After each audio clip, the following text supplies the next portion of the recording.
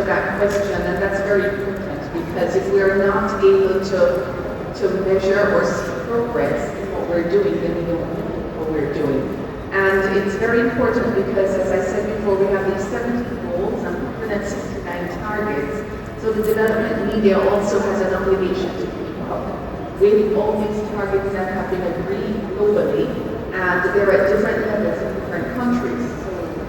They do need to follow and make sure that at the country level and global level we are achieving. So yes, there are some indicators that the media can use, and I'm just going to highlight 5 of them. First is audience reach and engagement. Are they reaching their target audience? Nowadays with the internet, it's very easy with the number of likes, the number of clicks, the number of followers, and so that can actually be a measure in terms of the metrics of the platform. The second one is behavioral change. Have people's behavior changed because of what they've seen or what they've heard or what they've read, what has been targeted to them? And that can also be done through questionnaires in communities, even with decision makers, with government, with academia. The third is what we call the before and after assessment. And this is a targeted assessment where the media or some entity can actually do a before survey asking specific questions about the knowledge of SDGs, of impacts of what's happening in the community. And then after a media campaign is run for a week or 2 weeks, they go back to the same stakeholders and deliver the same questionnaire again to see if there's a difference, and hopefully there is. The fourth is stakeholder feedback, engaging with stakeholders to hear from them. And I have mentioned before the different media platforms. In the older days, the platforms used to be one way, right? Print media, you get the newspaper, you read it. A film, you see the film, and it constitutes a one way. But now, with the advent of the online chat rooms, social media, it's two-way communication. So you can really engage with stakeholders. When you put something out there, you get the feedback. And, for myself, whenever I read a Twitter post, what is sometimes more illuminating than the post itself is 100 comments below it, when people are giving their perspective or asking questions or asking for verification. And the fifth is policy influence. Is the media helping to change the regulatory and policy framework? Are they helping to drive change? So there are those indicators that can be used. And just a few specific methods. I mentioned surveys and questionnaires, so those can be done at various levels, and these should be targeted to different stakeholder groups, whether it's communities, academia, government, private sector, youth, women. So the surveys have to be targeted.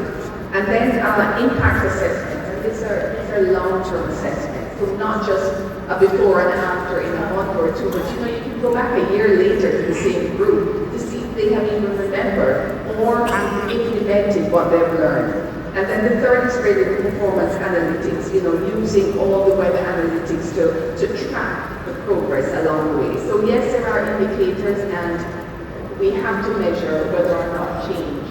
We want to start with the definition for the development media and dimensions of it, and how can it accelerate or help accelerate the achievement of these. Thank you very much, and to the Excellencies, ladies and gentlemen, I'd like to recognize my esteemed panel members and thank Dr. Nadia and to the SFT and for having us. So I want to start with the definition first of sustainable development before we go into the development media.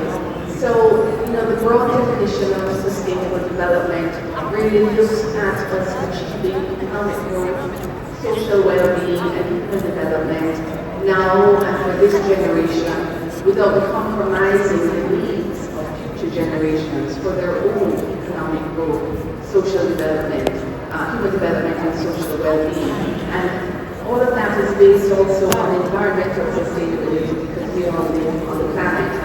And so that brings us to the Sustainable Development Goals. What are the Sustainable Development Goals? I think we all know there are 17 goals under the 2030 Agenda with 169 targets. And these Sustainable Development Goals are to help to push us towards achieving this concept of sustainable development. So with those two definitions, we then can go into the definition of the development media, and this is really the platforms and the content that the media can put out for awareness raising, for sharing information, for making sure that we are all aware of these targets, of these goals, and how to achieve them. So rights is really relevant, and there are so many different types of media.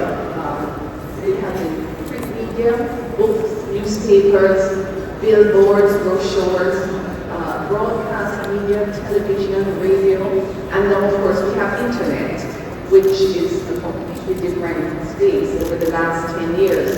Online chat rooms, platforms, podcasts, and of course social media. So development media can utilize all of these to help to raise awareness on sustainable development goals and how we move towards achieving them. So I think that we are on the right track, because I think that there's a lot of effort and everybody wants to see progress. So everybody's trying to move forward. Saying this, the world is much more connected than we were 10 years ago. And most people have access to information in their ears, on their wrists, everywhere. But as Dr. Beer also said, there are a lot of remote and rural communities, so we also have to accept the digital divide. And we have to make sure that we reach, based on the 2030 agenda, to make sure that we leave no one behind. And in this, I want to also mention that we have to, this is a role for media, to also engage with persons with disabilities. Because I spoke about the different types of media. You have print media, but is the content in print also available in braille? We talk about the audio media, but is the audio media also available for those that are hearing impaired? So we also have to make sure that we utilize all platforms. And I just want to close with 4 points, specifically for the journalists, in terms of what they can do, how we can really continue to move forward. Obtain information, accurate information, data. There's a lot of misinformation out there also. Translate this information, some of it complex development material, some of it data and statistics, but translate it into something that's usable by the various target audiences, whether it's somebody with disabilities or young students in school. And the third thing is to highlight the good human impact stories.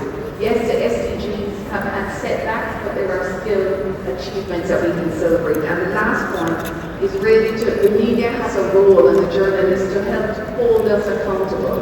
The duty bearers, the decision makers, the government, even the UN, to hold us accountable to what we say that we are going to do.